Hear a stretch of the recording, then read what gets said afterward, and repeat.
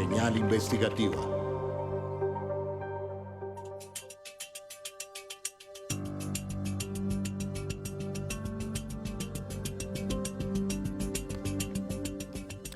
Muy buenas noches, siempre bienvenidos a este espacio. Esto es Señal Investigativa, una alianza entre Señal Colombia y la revista Raya. Hoy me acompaña en esta mesa el periodista Edinson Bolaños, director de la revista Raya. Edinson, muy buenas noches. Víctor y televidentes, muy buenas noches, un gusto estar acá nuevamente. Recuerden que ustedes también pueden conectarse con nosotros en las redes sociales con el numeral Señal Investigativa. Allí leemos constantemente sus comentarios. Empecemos, Víctor. Sí, señor. El pasado martes 11 de marzo, el país se sorprendió con una noticia que salió de la Comisión Séptima de Senado. 8 de los 14 congresistas que componen esta comisión decidieron anticiparse al debate y presentar una ponencia negativa para hundir la reforma laboral, Edison. Víctor, y aunque la reforma no está del todo muerta, pues el martes esa comisión votará y tomará una decisión definitiva, lo cierto es que estos 8 senadores se anticiparon a lo que va a pasar, que la van a archivar o a hundir. Por eso la reacción del gobierno, en cabeza del presidente Gustavo Petro, fue hablarle a los colombianos y solicitar las movilizaciones para no permitir que la reforma laboral, que beneficiaría a millones de vigilantes, aseadoras y diferentes trabajadores no formales, se hunda sin ser debatida. Vamos a ver entonces una fotografía importante que detalla quiénes son los 8 congresistas que lideraron con antelación un plan para hundir la reforma laboral, mucho antes de que se debatiera. A estos congresistas se les vio la cara de satisfacción mientras en el mismo Congreso cientos de trabajadores de la educación protestaron por esa decisión que consideran arbitraria por impedir que haya debate y una posibilidad de mejoras en las condiciones laborales para millones de trabajadores que desean, por ejemplo, que les paguen completas las horas extras, los recargos nocturnos y que no sean despedidos fácilmente. Así es, Víctor. Volvamos a la foto de los 8 congresistas, que será el tema de este capítulo de Señal Investigativa. Por un lado, hay que decir que de esos 8 congresistas, 6 de ellos hace un año fueron los encargados de liderar el hundimiento de la reforma a la salud. Ellos son Miguel Ángel Pinto, del Partido Liberal, Honorio Miguel Enríquez Pinedo, del Centro Democrático, José Alirio Barrera, del Centro Democrático, Nadia Blel Escaf, del Partido Conservador, Beatriz Lorena Ríos Cuellar, del Partido Cristiano Colombia Justa Libres, y Ana Paola Agudelo, del Partido Mira. Edison, pero esta vez para hundir la reforma laboral se sumaron 2 congresistas. Ellos son Berenice Bedoya Pérez de la Alianza Social Independiente ASI y Esperanza Andrade del Partido Conservador.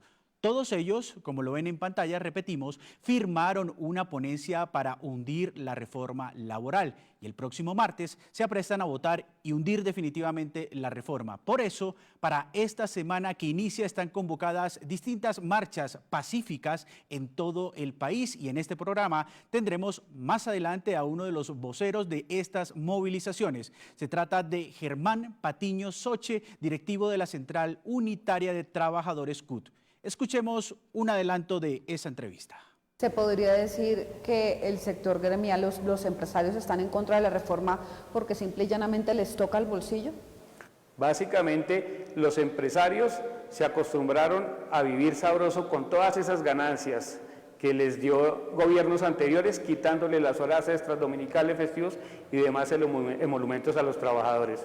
Y es verdad, viven sabroso, hay que tenerlo en cuenta, no entendemos por qué se quedan. Hay que mirar todas las ganancias que tuvieron el año pasado, más de 84 billones de pesos en ganancias. Pero en este programa vamos a ver quién es quién entre estos 8 congresistas, cómo llegaron al poder, por qué llevan tantos periodos siendo congresistas, quiénes son sus aliados y padrinos, a qué intereses responden. Entremos de inmediato a esa lista. El primero de ellos, Edison y televidentes, es justamente el líder coordinador oponente para hundir la reforma laboral. Se trata de Miguel Ángel Pinto Hernández, un congresista liberal de Santander, quien ha estado en el ojo de escándalos por su cercanía con el clan Tavera. que a su vez ha tenido, según las denuncias, estrecha relación con el narcotráfico. Hoy Señal Investigativa, además, revela documentos exclusivos que señalan al senador Pinto de haber comprado votos en las elecciones del año 2022 en Bucaramanga, donde obtuvo la mayor votación entre los candidatos de su partido, el Liberal. Veamos la historia. Que es que nosotros no queremos las horas extras de los trabajadores, que nosotros no queremos reivindicar la lucha de los trabajadores y devolverles esa dignidad, y usted lo acaba de decir acá. Miguel Ángel Pinto Hernández lleva 5 periodos consecutivos como congresista de Colombia. Nosotros la bancada... El martes pasado fue el encargado de leer el comunicado que anunciaba la muerte anticipada de la reforma laboral, pues él y otros 7 senadores se aliaron para dar este golpe antes de que empezara el debate en el Congreso. Esta iniciativa estamos rindiendo hoy con 8 firmas, ponencia de archivo al proyecto que se denomina reforma laboral. Le hacemos entrega del documento para que los firme el recibido. Por este hecho, Pinto es señalado de ser el autor intelectual de la muerte anticipada de la reforma laboral para los trabajadores colombianos, así como lo hizo hace un año con la reforma a la salud. Miguel Ángel Pinto Hernández es un político tradicional del Partido Liberal en Santander, muy cercano al expresidente y jefe único de ese partido, César Gaviria Trujillo. El 13 de marzo de 2022 volvió a ser elegido senador de la República con más de 110.000 votos. Sin embargo, dicha elección estaría viciada por compra de votos en Bucaramanga. Señal Investigativa revela hoy documentos exclusivos en poder de la Fiscalía, los cuales detallan una trama de corrupción para comprar votos a favor del senador Pinto. Según estos documentos de la Fiscalía, que permanecían ocultos, ese 13 de marzo fueron capturados 2 hombres a las afueras del puesto de votación Sena Sede Salud, a las afueras del Parque García Rovira de Bucaramanga. Y estoy aspirando al Senado de la República con el L3 en el tarjetón. Se trata de Ramón Nonato Pontón Molina y Ciro Alfonso Niño Torres, ambos capturados y actualmente en juicio por compra de votos. Según la investigación de la Fiscalía, a Ramón Nonato le encontraron un canguro con 20 sobres individuales con dinero en efectivo y 913 stickers alusivos al candidato Miguel Ángel Pinto.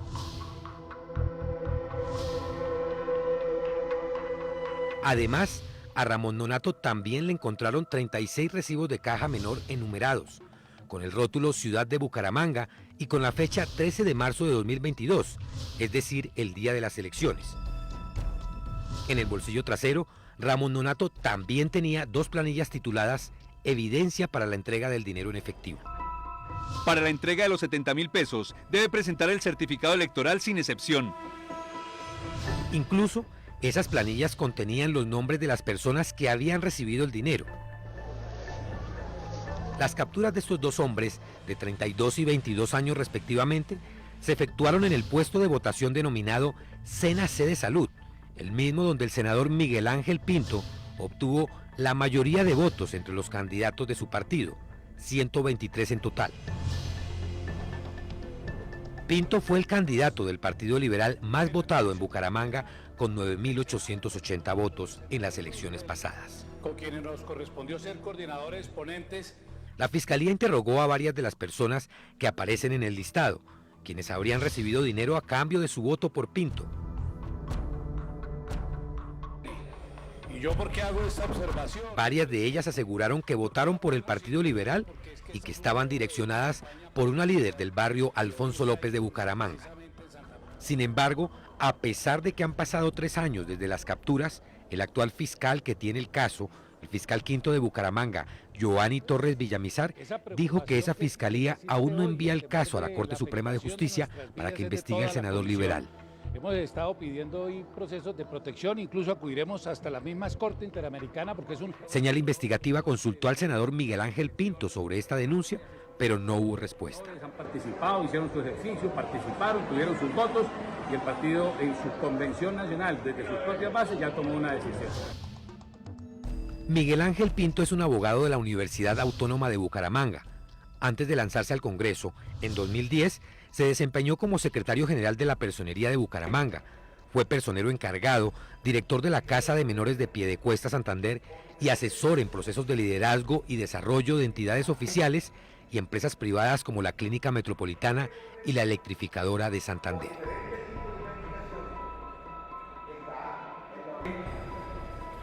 Se lanzó a la política pero sin éxito.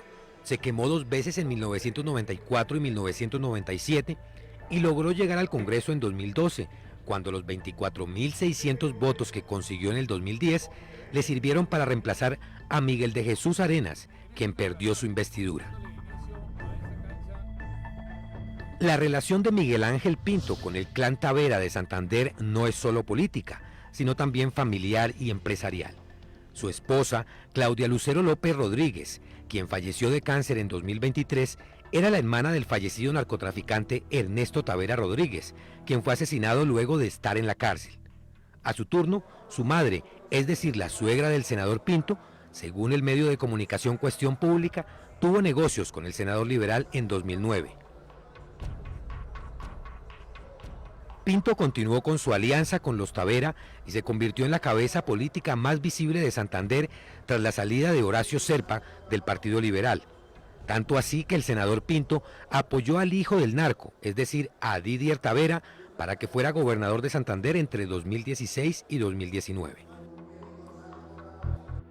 Al final de esa gobernación, la Corte Suprema de Justicia abrió investigación a Didier Tavera por el embolate de 23.000 millones de pesos del programa de alimentación escolar PAE en 2016 que eran para la niñez de Santander.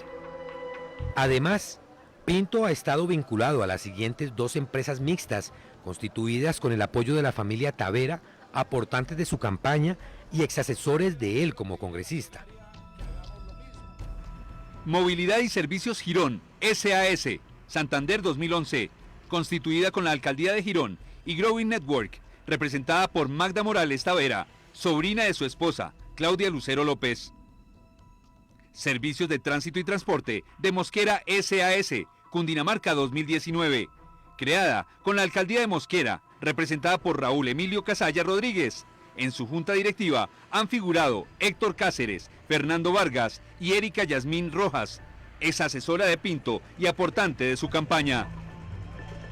Pinto además fue mencionado por el extraditado narcotraficante y jefe máximo del Clan del Golfo, alias Otoniel, quien aseguró que el político liberal se reunió con varios líderes del bloque Centauro de los paramilitares. Pero digamos, ¿usted se reunió directamente con el señor Miguel Ángel Pinto, con el señor Leonidas Ortega?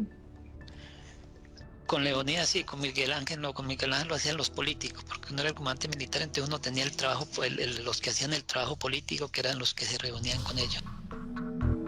Sin embargo, aunque Pinto ha tratado de decir que es un homónimo el que mencionó alias Otoniel, la Justicia Especial para la Paz, JEP, advirtió que sí se trataba del congresista liberal. Estos documentos se convirtieron en la evidencia para llevar a juicio a 2 personas capturadas en Bucaramanga por comprar votos en las elecciones para el Congreso el 13 de marzo de 2022. Sin embargo, poco o nada ha pasado con el senador Pinto, quien tuvo como lema de campaña gente decente.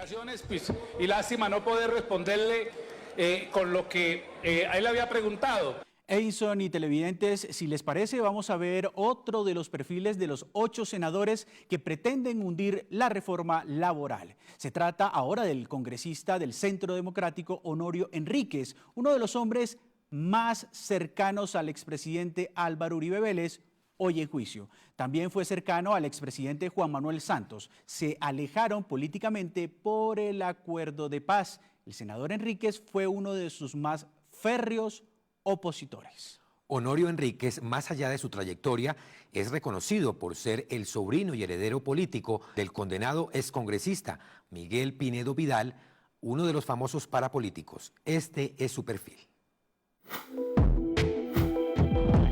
La costa caribe. El senador samario Honorio Miguel Enríquez Pinedo, aunque es de origen conservador, se identifica como un uribista de pura cepa.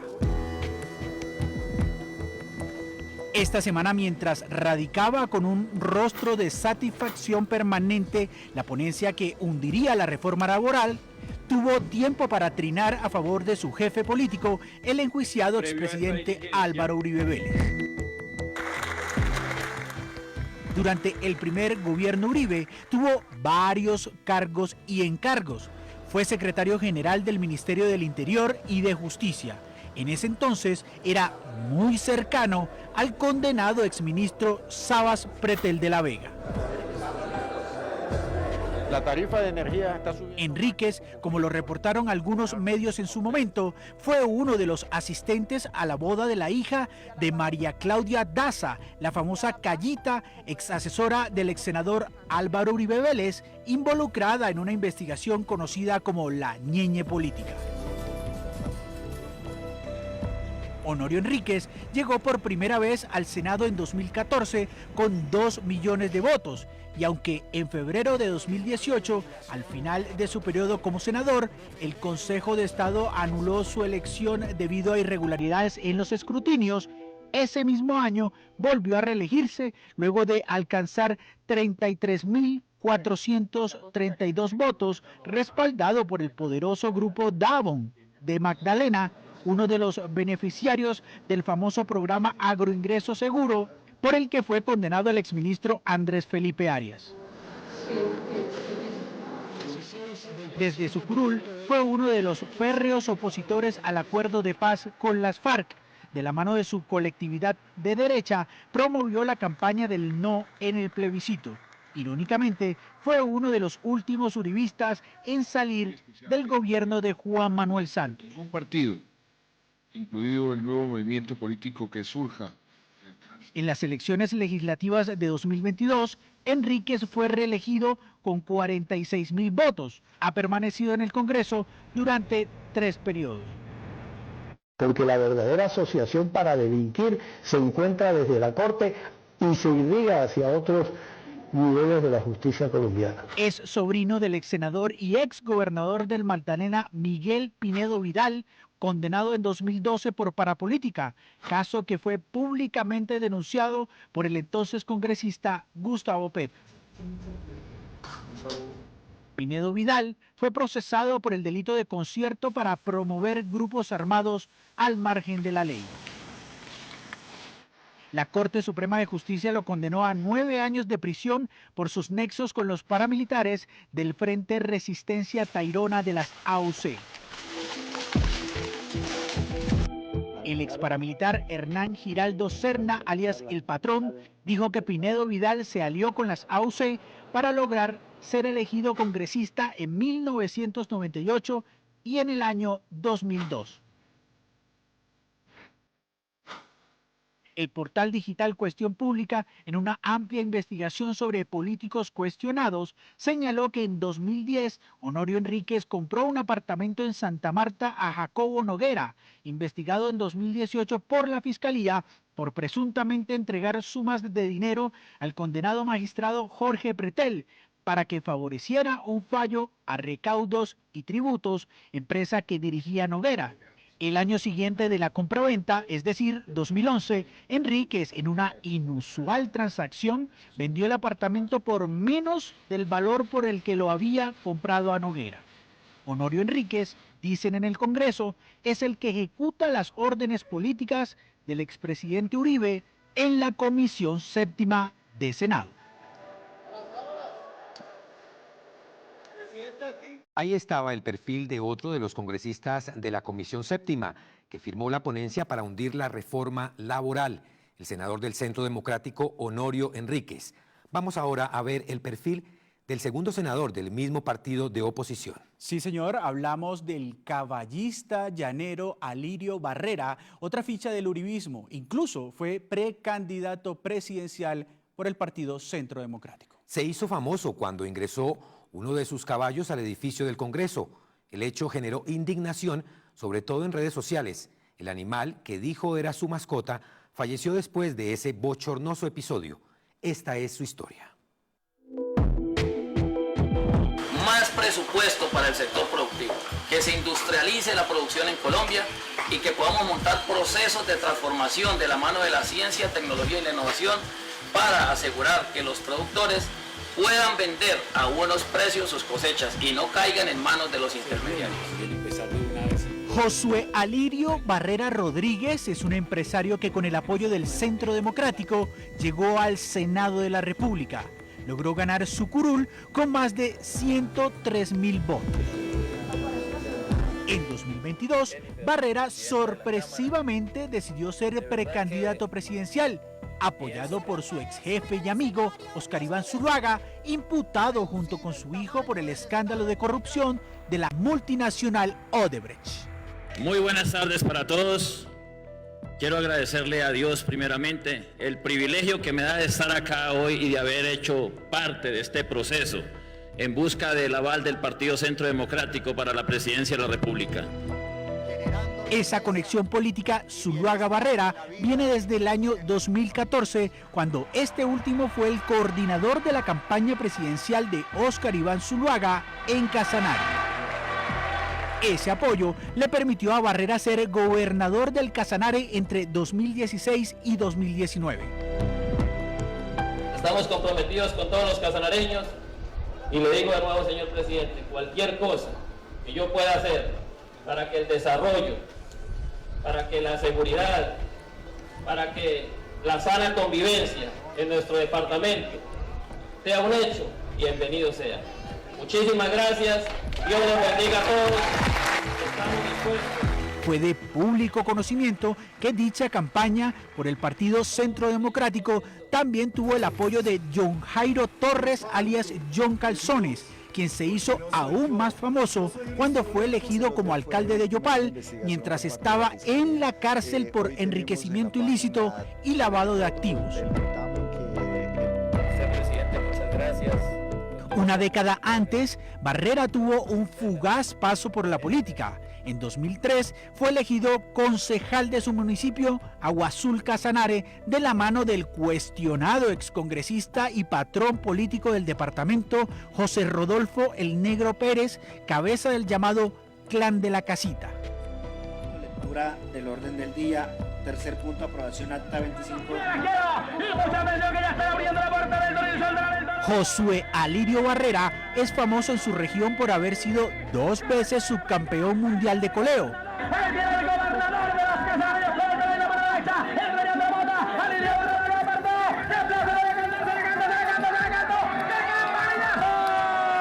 Práctica tradicional de los llanos orientales que es considerada por algunos sectores como maltrato animal. Eso lo acercó a su actual jefe político, Álvaro Uribe.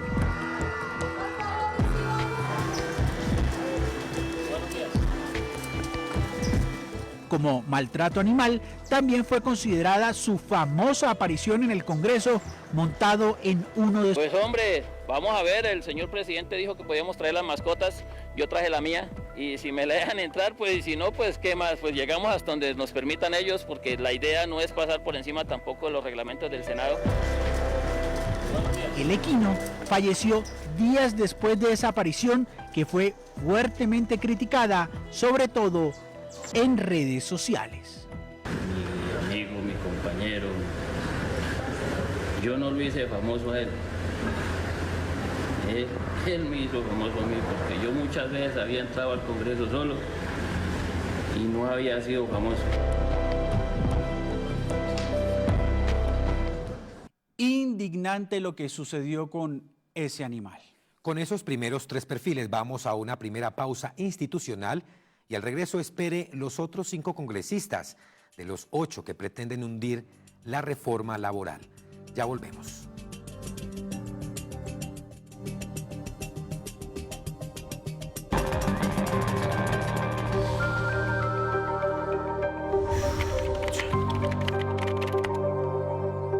Usted escogió el cambio, ¿cierto? Sí, sí. ¿Y usted? Sí, claro. ¿Y tú qué elegiste? Ajá, el cambio. ¿Y su merced? Sí, yo también. El pueblo colombiano votó por un cambio y así mismo lo defiende. El mandato popular se respeta. Colombia sale a las calles, no a bloquear, sino a desbloquear el cambio.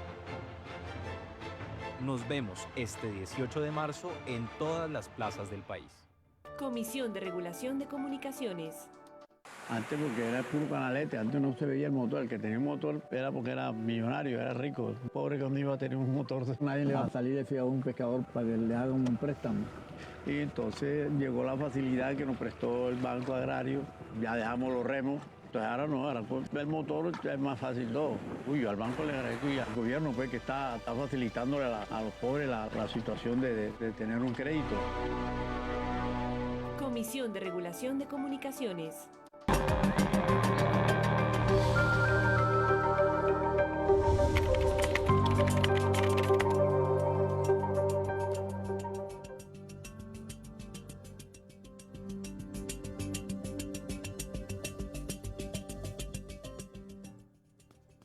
Muchas gracias por continuar con esta señal investigativa, una alianza entre Señal Colombia y la revista Raya, hoy con los perfiles de los 8 senadores que quieren hundir la reforma laboral sin que el Congreso en pleno tenga la oportunidad de debatirla. Recuerden que no es poco lo que está en juego. Se trata de que millones de trabajadores sean beneficiados con horas extras mejor pagas, mejores beneficios para los recargos nocturnos y mayor seguridad para que los y las trabajadoras no sean fácilmente despedidos o despedidas. Vamos a hablar ahora de otra de las congresistas que pretende hundir la reforma laboral. Se trata de Nadia Blel Escaf, hija del condenado patriarca Vicente Blel. Para quienes no lo recuerdan, en 2010 fue condenado por sus vínculos con paramilitares. Sostenía reuniones con reconocidos jefes paramilitares, entre ellos Salvatore Mancuso. Esta es su historia. Teniendo en cuenta que esto es una reforma que no genera empleo, algo tan necesario para los hogares colombianos, que no combate la informalidad de nuestro país y tampoco concilia entre el bienestar de nuestros trabajadores y la productividad del tejido empresarial colombiano. La senadora conservadora Nadia Blel Escaf es quizá la más cuestionada del grupo. Es la heredera más visible de la estructura política de su padre, el excongresista Vicente Blel. Es hermana de Vicentico, exgobernador de Bolívar. A inicios de 2010, su padre fue condenado a 7 años y 5 meses de cárcel por sus probados acuerdos políticos con grupos paramilitares de las AUC para llegar al Congreso. Hizo parte del sonado caso de la parapolítica. Vicente Blel, el patriarca, se alió con el bloque Bolívar para recibir apoyo político en el departamento. En la investigación se logró probar que sostuvo varias reuniones con los jefes paramilitares Ernesto Báez y Salvatore Mancuso. Mancuso dijo en una declaración jurada que el padre de la congresista conservadora, comillas, aceptó con su presencia la injerencia de las autodefensas en el proceso electoral de 2003 y convino trabajar con ellas en esas actividades, aceptando implícitamente el poder y el liderazgo de la agrupación ilícita. Nadia Blel, a pesar de los antecedentes de su padre, en 2014 llegó por primera vez al Congreso a ocupar una curul con una votación de 42.394, avalada por el Partido Conservador. Fue reelegida para el periodo 2018 con una votación de casi 70.000. En 2022 logró nuevamente una curul en el Senado con 165.754 votos. Su casa política logró poner varios congresistas en la más reciente elección, entre ellos a Yamil Arana, que obtuvo 114.000 votos y quien renunció poco después para convertirse en el actual gobernador de Bolívar. Pero la senadora Nadia Blel no se quedó sola. Mantiene la curul en la Cámara su hermana de crianza, Juliana Aray, que sin ninguna experiencia en política logró conseguir casi 70.000 votos. Por la salud, por la educación. Varias fichas tienen los Blel en el Congreso de la República y ya listan nuevamente toda su artillería política desde Cartagena y todo el Caribe.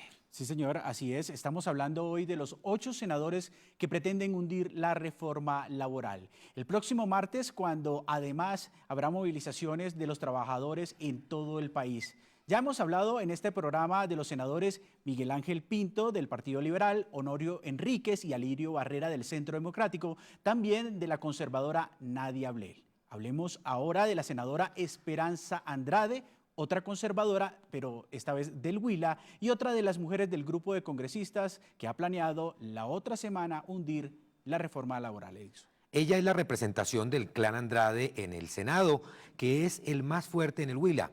A Andrade la posicionó Efraín Cepeda, acérrimo contradictorio del gobierno, y su nombre ha sonado mucho en los pasillos del Congreso porque aparece en la lista negra de los congresistas que no van a trabajar. Este informe ha sido conocido con el título de Trabajen Vagos. Veamos su perfil. Nosotros estamos respondiendo frente al pueblo colombiano, nuestro deber es legislar y somos autónomos e independientes para tomar estas decisiones. Esperanza Andrade del Partido Conservador heredó la curul de su hermano, el ex senador Hernán Francisco Andrade, en la legislación pasada, y hoy es la presencia del clan Andrade en el Senado. Para ese entonces, en 2018, su hermano movió amigos y familiares para hacerle campaña a su hermana. Expresar en el conversatorio lo que pensamos y lo que queremos. Entre sus amigos están funcionarios y contratistas de la electrificadora del Huila, que tiene una nómina de 1.000 empleados entre funcionarios de planta y contratistas. La empresa de energía del departamento, que en 2016 cambió de gerente y fue nombrado Hernando Ruiz López, amigo de los Andrade. Del Partido Conservador, sigo siendo conservador. Según una investigación de la Fundación Paz y Reconciliación Pares, Hernán es el líder del clan Andrade, el más fuerte del conservatismo en el Huila y en el sur del país. Que la militancia del partido y la dirigencia del partido está en libertad de escoger cualquiera de las dos campañas. Y ha tenido varias investigaciones ante la Corte Suprema de Justicia, la de supuestas irregularidades en los aportes a su campaña en 2006, el desfalco a la Dirección Nacional de Estupefacientes, que se convirtió en un botín conservador durante el segundo gobierno de Álvaro Uribe y que fue uno de los escándalos destapados por Santos en su primer año de gobierno. Solemnemente, hoy, ante ustedes. Otra de las investigaciones es por el mal denominado cartel de la toga, cuando lo señalaron de pagar 2.300 millones de pesos para ser absuelto en un caso que le llevaba a la Corte. De todas esas investigaciones fue exonerado. En 2006, Esperanza Andrade y sus hermanos heredaron de su padre Sebastián Andrade 2 baldíos de San José del Guaviare, que él había comprado en 1997, y a los adjudicatarios originales del Infora. Una extensa investigación de Cuestión Pública dice que el tercer miembro del clan Andrade es otro hermano, John Jairo Andrade Serrano, un reconocido contratista de la región que ha celebrado procesos a nombre propio y como representante legal de empresas y consorcios por 37.170 millones. Dijo que las víctimas son propiedad, yo reconozco, admiro, respeto.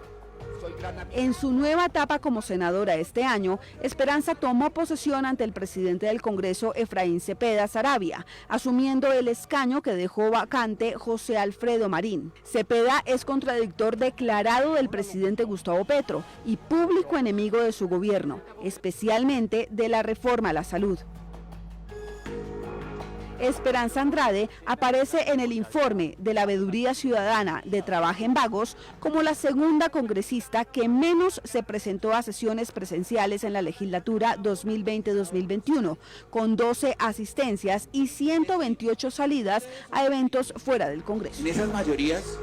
Otra de las mujeres senadoras del grupo de los 8 congresistas que firmaron la ponencia negativa de la reforma laboral es Beatriz Lorena Ríos Cuéllar, reconocida en el Senado por ser la presidenta de la Comisión de la Mujer.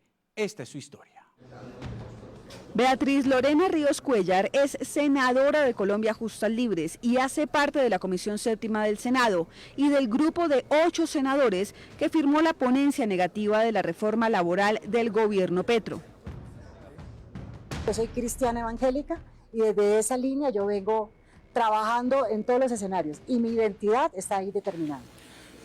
Ríos hace parte de la bancada cristiana del Congreso, pero ella misma se denomina cristiano-evangélica y ha concentrado su vida profesional en promover y asesorar entidades públicas sobre asuntos religiosos. Como ser un puente con los de la oposición, con los del gobierno, con los de centro, con muchos nos conocemos del pasado, porque yo estuve en el gobierno nacional en el cargo en el nivel directivo durante casi 9 años. Fue abogada de la organización Asamblea de Dios, poderosa iglesia pentecostal de origen estadounidense, antes de lanzarse en 2014 a la Cámara de Representantes con el aval del Partido Liberal y como fórmula de la ex senadora cristiana Vivian Morales, pero no le dieron los votos y se quemó. En septiembre de ese año fue nombrada asesora del Ministerio del Interior en esa materia durante el gobierno de Juan Manuel Santos y 4 años más tarde se convirtió en la cabeza de la Dirección Nacional de Asuntos Religiosos del Ministerio. Con su posición, aprovechó para impulsar una iniciativa que le entregó 320 millones a decenas de iglesias, algunas cercanas a políticos y al movimiento Colombia Justa Libres. Se dice que entre ellas está la iglesia cristiana El Centro Cristiano, cuyo pastor ha sido fiel defensor de Colombia Justa Libres. Hoy reafirmamos nuestro compromiso de urgencia en mantener la extensión misionera. Una investigación del periódico El País dice que otro pastor que la ha recibido y le ha dado un impulso público es Humberto Fajardo, presidente de la Asamblea de Dios en Colombia. La investigación dice que Mateo Fajardo Rodríguez, hijo de este jefe religioso, obtuvo 2 contratos de asesoría de la Oficina de Asuntos Religiosos en 2019 y 2020, por un total de 36 millones de pesos, según muestra el portal de contratación pública SECOP. Creó todo un grupo de adeptos a su causa política y derrocó a su propio papá. La senadora además dice ser una aférrea por defender la diversidad y la no discriminación. Discutir acerca de las acciones para promover el respeto a la diversidad, a la tolerancia y la eliminación de todas las formas de discriminación basadas en la religión o creencias. No, lo que pasa es que desde pequeñita siempre... Pero en 2017 fue elegida como gobernadora ad hoc del departamento de Quindío para cerrar el Templo Lucifer en Colombia. Fueron identificados el conjunto de acciones que la sociedad debe asumir para llegar a una cultura de tolerancia y respeto por la diversidad religiosa. Ríos renunció en 2021 al Ministerio del Interior. Su afán era lanzarse nuevamente al Congreso. Esta vez aspiró al Senado con el respaldo del partido cristiano Colombia Justa Libres. Ríos obtuvo una curul con 61.000 votos. Fue elegida como vicepresidenta de la Comisión Séptima para el periodo 2023-2024. Por inconstitucional, regresiva, inconveniente. Aunque se dice que Ríos es una aliada de las reformas del gobierno Petro porque fue una de las ponentes de la pensional y votó a favor de esa reforma en 2023, al parecer esta vez se torció. Podría ser porque la reforma, aunque no menciona específicamente a las iglesias, hay algunos puntos que podrían afectar a las organizaciones religiosas, como los beneficios para empleadoras con contrato laboral a término indefinido, la protección de los trabajadores, la salud y seguridad en el trabajo. Actualmente, Ríos es presidenta de la Comisión de la Mujer en el Congreso, pero sorpresivamente no apoya la reforma que busca formalizar a las madres comunitarias, contratar directamente a las operadoras de los programas de alimentación escolar y garantizar espacios seguros y libres de acoso laboral a las trabajadoras. La otra senadora de ese grupo de los 8 congresistas que pretenden hundir la reforma laboral es Ana Paola Agudelo García. Esta senadora no ha resonado mucho en los medios de comunicación, pero sí es bien conocida en su congregación. Hace parte del movimiento cristiano político Mira, el cual ha estado en el ojo de las autoridades de Estados Unidos porque su líder y representante, la conocida pastora María Luisa Piraquive, ha sido investigada por presunto enriquecimiento ilícito y lavado de activos. Veamos su historia. y por ende más unidades. La tolimense Ana Paola Agudelo García hace parte del partido Mira y de la Comisión Séptima del Senado que votó negativamente a la reforma laboral. Se encuentra en el recinto. Ay, Ana Paola, para el Senado, en la número 1, con Mira somos uno. La senadora Agudelo en 2018 fue la cabeza de lista del Mira al Senado y obtuvo una curul gracias a los 71.000 votos que sacó. En las legislativas de 2022 fue reelegida. El Mira es el mismo partido político del que hace parte María Luisa Piraquive, o también conocida como la hermana María Luisa, cofundadora y líder mundial de la Iglesia de Dios de Jesucristo Internacional. Entonces recibamos a nuestra hermana María Luisa, que la amamos tanto. Piraquive fue denunciada por amenazas en 2015 junto con Carlos Alberto Baena López, excongresista y designado por el presidente Iván Duque como viceministro de Relaciones Laborales, y otros miembros de la iglesia. Le debo a Dios todas estas detalles hermosos. Además, en 2010, Piraquive fue investigada por la Fiscalía por presunto enriquecimiento ilícito y lavado de activos, pero finalmente se descartaron los delitos. El partido Mira, del que hace parte Paola Agudelo, no solo ha resonado por el escándalo de Piraquive, también se suman los anuncios de investigaciones de las autoridades de Estados Unidos, que iniciaron desde 2013 y se formalizaron en 2014 por la cantidad de propiedades a nombre de los miembros de ese grupo en el país norteamericano. Hágame el favor, dejar los recursos públicos sin verificarlos, sin vigilarlos, sin auditarlos. Eso no se puede hacer. Reitero y hago el llamado para que quede claro que el partido Mira es un partido con principios y valores, y uno de esos valores es la verdad.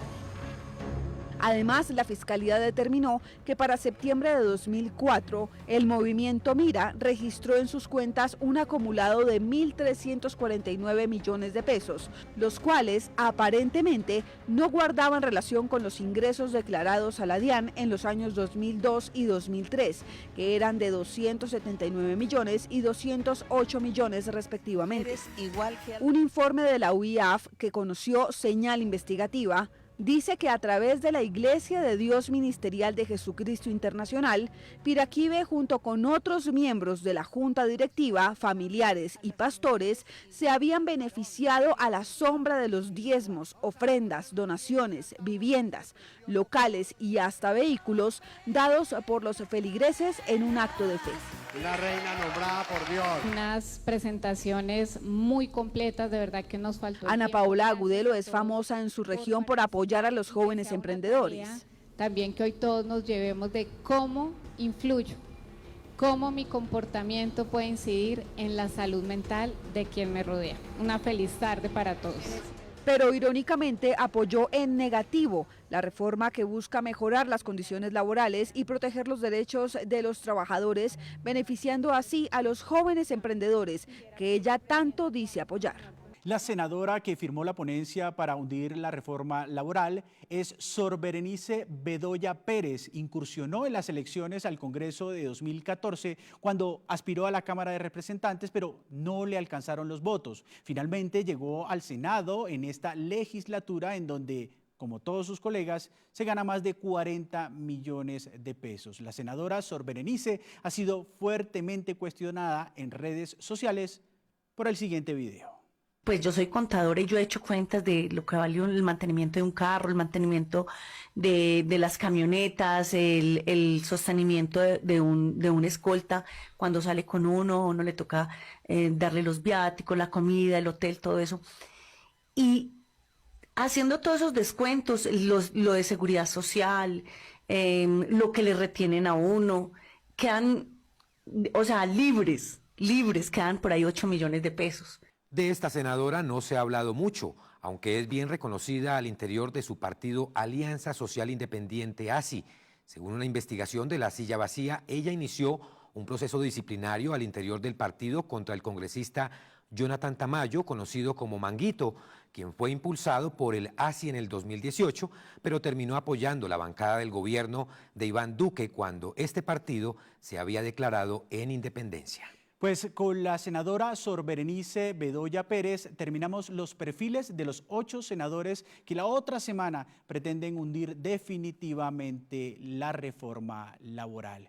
Pero vamos a una segunda pausa institucional y al regreso espere la entrevista que le hizo la periodista Joana Rodríguez a un representante de la Central Unitaria de Trabajadores que lideran las manifestaciones pacíficas convocadas para la otra semana aquí en Colombia.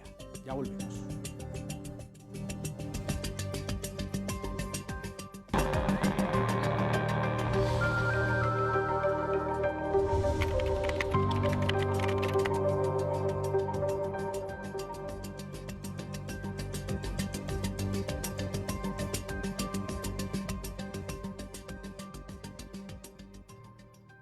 Conozcan Derechos en el Territorio, la iniciativa de la Corte Constitucional y Amazon Conservation Team que busca acercar a los pueblos étnicos del país al conocimiento de sus derechos fundamentales y a las decisiones de la Corte. Con el apoyo de 30 pueblos indígenas, comunidades afrocolombianas, palenqueras y raizales, se han adaptado a lenguas nativas más de 18 sentencias sobre temas de vital importancia para los pueblos étnicos. Hoy hemos impactado a más de 1.200 personas y hemos llegado al 49% de los departamentos de Colombia. Visítanos a través de la página web de esta iniciativa.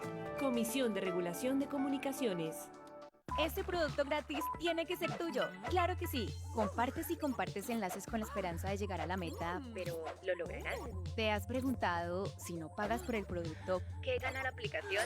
Al compartir ciertos enlaces, permites el acceso, recopilación y almacenamiento de tu información personal, lo cual puede exponerte a delitos informáticos. Salud a lo que vemos y compartimos. Cuida tu información personal. Comisión de Regulación de Comunicaciones.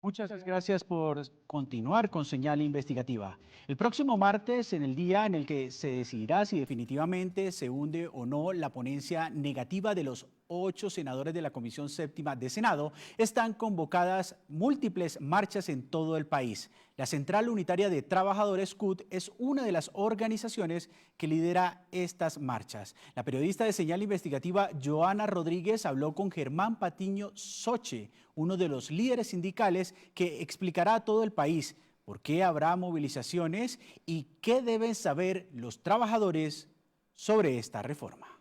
Bueno, Germán Patiño, es un placer para Señal Investigativa tenerlo en nuestro programa ejecutivo de la CUT Nacional. Queríamos preguntarle cómo están organizadas esas movilizaciones que ya anunciaron para la próxima semana.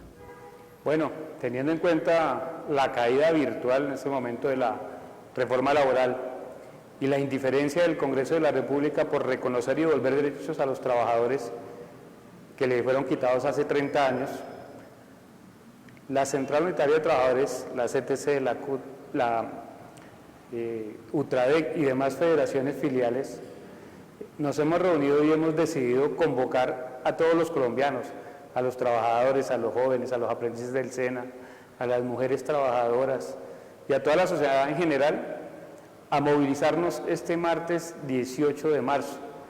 En las principales ciudades haremos presencia en la Plaza de Bolívar para decirle al Congreso de la República y a aquellos partidos políticos de derecha que son apáticos a devolver derechos a los trabajadores, que no compartimos su posición, que no estamos de acuerdo. Usted como representante de los trabajadores a través de la CUT, ¿cómo ve esa posición que tuvo este grupo de congresistas con esta ponencia negativa de la reforma laboral? Bueno, primero es una posición que decepciona a los trabajadores y por supuesto a todas aquellas personas que votaron por ellos para que fueran congresistas, que formaran parte de este gran organismo de dirección, porque obviamente los colombianos votamos con la esperanza de que quienes legislan protejan al pueblo colombiano y no a un grupo en específico. En este caso queremos que devuelvan derechos a los menos beneficiados y personas que necesitan recuperar algo importante en su salario que les fue retirado. Entonces es un golpe anímico bastante fuerte para los colombianos que tenemos 2 años de esperanza en este gobierno del cambio, esperando que estas reformas sociales avancen. Usted habla precisamente de favorecer la clase trabajadora. ¿Cuáles son los beneficios puntuales que trae esta reforma laboral para los trabajadores y trabajadoras?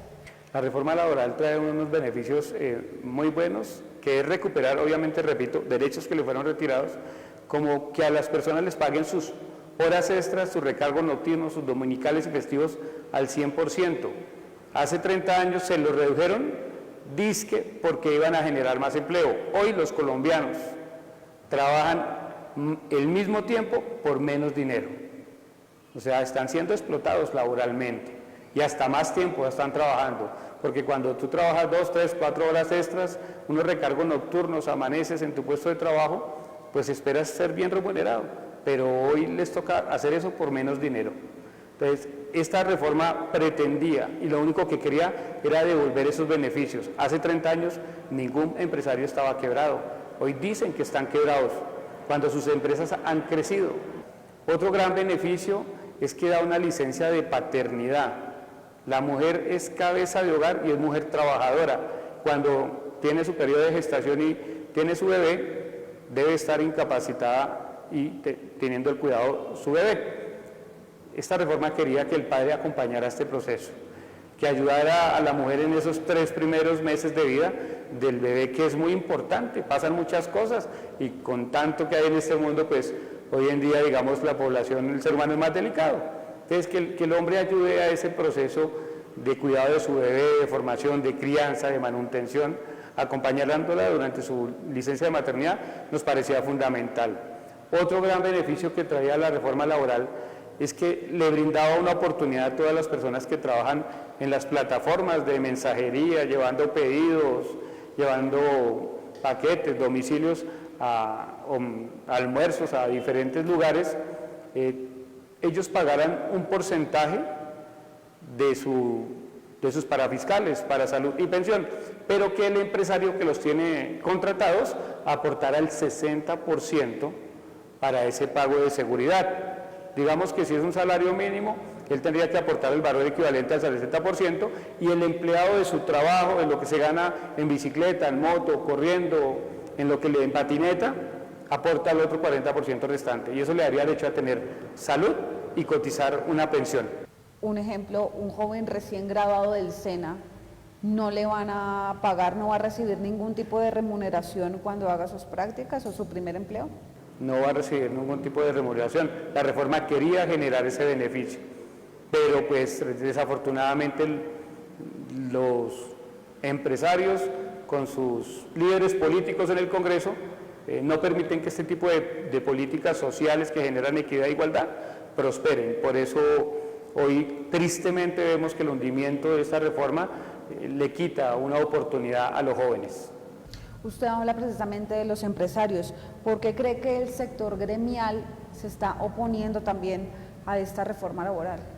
Bueno, los empresarios dicen que la reforma laboral los perjudica, pero realmente, decía yo hace un momento, sus empresas todos los días han crecido, tienen más personal, obviamente con la política del gobierno del cambio el costo de vida ha disminuido, se han generado muchos beneficios, quiere decir que tienen más ganancias que hace 3 años.